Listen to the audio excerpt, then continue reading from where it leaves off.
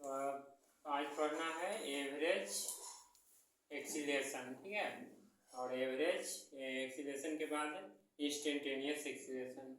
तो पिछले वीडियो में पढ़े थे हम लोग ये एवरेज वेलोसिटी और एवरेज ये इंस्टेंटेनियस वेलोसिटी। तो अभी हम लोग ये पढ़ेंगे हुआ है एवरेज एक्सीलरेशन। एक्सीलरेशन हो तो 10th में पढ़ना है, सिलेबस में पढ़ना है।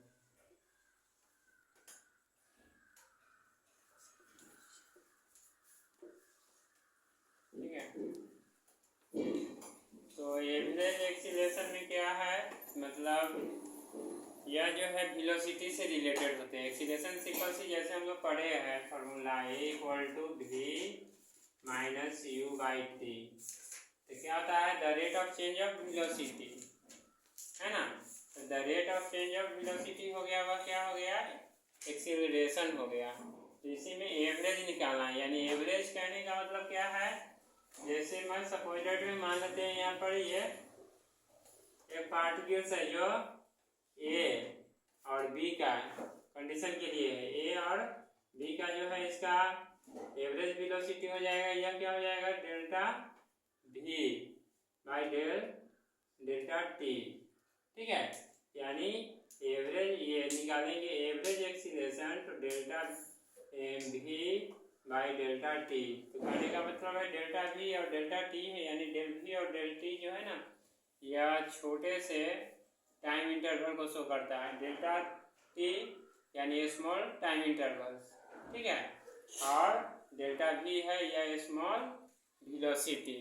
जैसे कहने का मतलब ए और बी, ठीक है, पार्टिकल्स का जो ये पोजीशन होगा जो ए और बी पे, यानी बहुत ही एक दूसरे के निकट होंगे। तो जो एक दूसरे के निकट में होते हैं, नियरेस्ट होते हैं ना, वहाँ पर हम लोग डेल्टा का यूज करते हैं। ठीक है, तो यहाँ पर बताएंगे एवरेज एक्सीलरेशन में, यानी जानना क्या कि पार्टिकल्स है या ऑब्जेक्ट है वह यूनिफॉर्मली मोशन में है। ठीक है, और यूनिफॉर्मली मोशन में क्या है कि उसका पोजीशन जो है डिफरेंट पॉइंट पे है ना, वह क्या करेगा एवरेज वेलोसिटी से रिलेटेड होंगे। जब तक हमें एवरेज वेलोसिटी मालूम नहीं होगा एवरेज एक्सीलरेशन निकाल ही नहीं पाएंगे। ठीक है, तो लिखेंगे the rate of changes of average velocity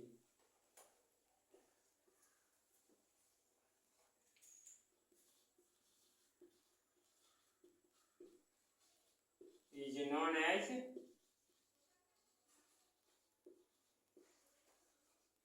average acceleration. क्या हो जाएगा एवरेज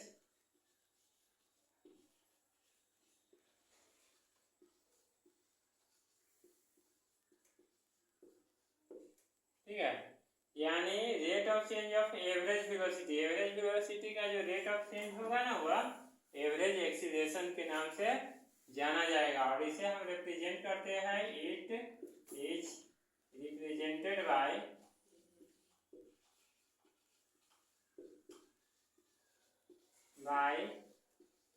ए भी यानी एवरेज हो गया। ठीक है, एक्सीलरेशन।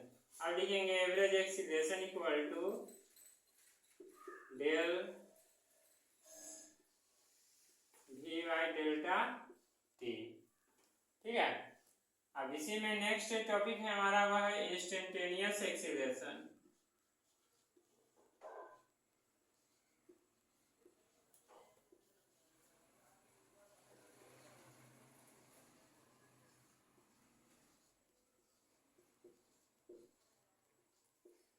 इंस्टेंटेनियस एक्सीलरेशन में क्या होता है, ये है मेन रिलेटेड है इससे तो एवरेज एक्सीलरेशन से, यानी इंस्टेंटेनियस एक्सीलरेशन में जैसे ये एक इस पे क्या है कि पार्टिकल्स है, ठीक है, डिफरेंट, यहाँ बताएगा क्या डिफरेंट पार्टी मतलब पॉइंट पे है, यहाँ अलग अलग रास्ता बना हुआ। ठीक है, तो इस कंडीशन में क्या होगा कि इसका जो है ना पार्टिकल्स का कंडीशन वह डिफरेंट पॉइंट पे डिफरेंट होंगे। यानी कहीं पर यह है 5 मीटर पर सेकेंड के 5 मीटर पर सेकेंड स्क्वायर के के साथ ये जो है इसका है, कहीं पर हो जाएगा 7, कहीं पर हो जाएगा 3, ठीक है। यानी इंक्रीज डिक्रीज क्या होगा कि होते रहेगा। तो यानी वेलोसिटी जब ये कंडीशन देंगे यहाँ पर इस तरह का देखना है ध्यान से, ठीक है। तो वेलोसिटी कहने का मतलब है जब यहाँ पर लेते हैं तो ये हो गया टाइम के लिए t1 सेपरेट, t2 t3, ठीक है। ये सब है ईच पॉइंट पे डिफरेंट होंगे, t3 t4, और यहाँ पर वेलोसिटी भी इसका क्या होगा डिफरेंट होंगे, v1 v2 v3। अब इसका जैसे हमें एवरेज निकालना होता है तो क्या करते हैं, सिंपल सी है, पीछे पढ़े यानी डिस्प्लेसमेंट की कंडीशन में तो एक्सीलरेशन जो होते हैं वो क्या है वेलोसिटी से रिलेटेड होते हैं। तो अब यहाँ पर हम सिंपल से लिखेंगे क्या, the rate of change of average velocity, ठीक है, विच नोन एज इंस्टेंटेनियस एक्सीलरेशन, और there condition is different for different position.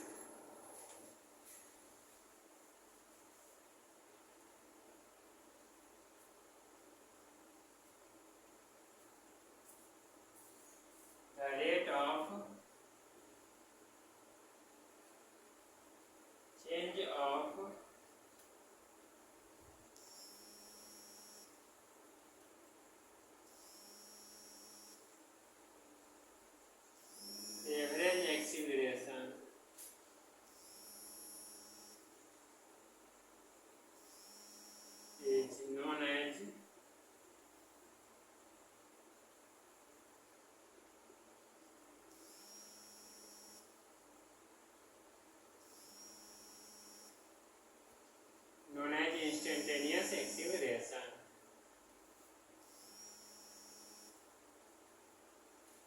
अब इसमें क्या होता है, जैसे इंस्टेंटेनियस वेलोसिटी में हम लोग लिमिट का यूज किया है, इसी तरह इसमें भी क्या करेंगे लिमिट का यूज करेंगे। तो यहाँ पर लिखेंगे आगे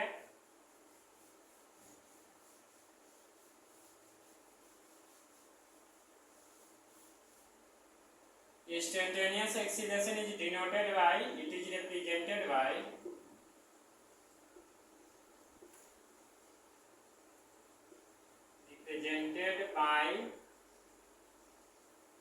simple सी acceleration है, ओके। तो instantaneous acceleration equal to limits delta t tending to 0 delta v by del t, यानी a इक्वल टू हो जाएगा, जब इसे हम सोल्व करते हैं तो d लगा देते हैं dv बाई dt। ये हमारा क्या निकल गया, इंस्टेंटेनियस एक्सीलरेशन वेक्टर फॉर्म में दिखाएंगे, vector a equal to dv by vector dt, ठीक है। ये इंस्टेंटेनियस एक्सीलरेशन का फॉर्मूला हो गया, है ना। अब है इंस्टेंटेनियस एक्सीलरेशन स्केलर है या वेक्टर है, ये भी जानना है। एवरेज एक्सीलरेशन स्केलर है या वेक्टर है, तो यह एक्सीलरेशन से ही रिलेटेड है। एक्सीलरेशन वेक्टर होते हैं तो यह भी क्या है वेक्टर ही होंगे, क्योंकि ठीक से इसके मैग्नीट्यूड और डायरेक्शन होते हैं, ठीक है। लिखेंगे इंस्टेंटेनियस, या शॉर्ट में लिख देते हैं इसको पहले, average acceleration, average acceleration and instantaneous acceleration is vector quantity, vector quantity, यह क्या है तो vector quantity होते हैं। SI यूनिट, इसका SI यूनिट क्या होगा, तो वही जो acceleration का होता है, SI यूनिट is मीटर पर सेकेंड स्क्वायर। और फिर इसके बाद है डायमेंशन, यानी एवरेज या इंस्टेंटेनियस एक्सीलरेशन का डायमेंशन वही होगा जो एक्सीलरेशन का होता है, तो डायमेंशन हो जाएगा LT - 2, ठीक है। अच्छा, ये फॉर्मूला जो है ना a equal to dv by dt, इसका यूज है, यानी जैसे हम लोग मोशन चैप्टर में पढ़े थे 9th में, v equal to first equation of motion v equal to u plus at, तो वहाँ पर क्या था ग्राफिकल हमें प्रूव करना पड़ता था, ग्रेजुएशन है ना, यानी एक्सप्रेशन करना था। यहाँ पर क्या होता है कैलकुलस का यूज करके हमें डिराइव करना है, ठीक है।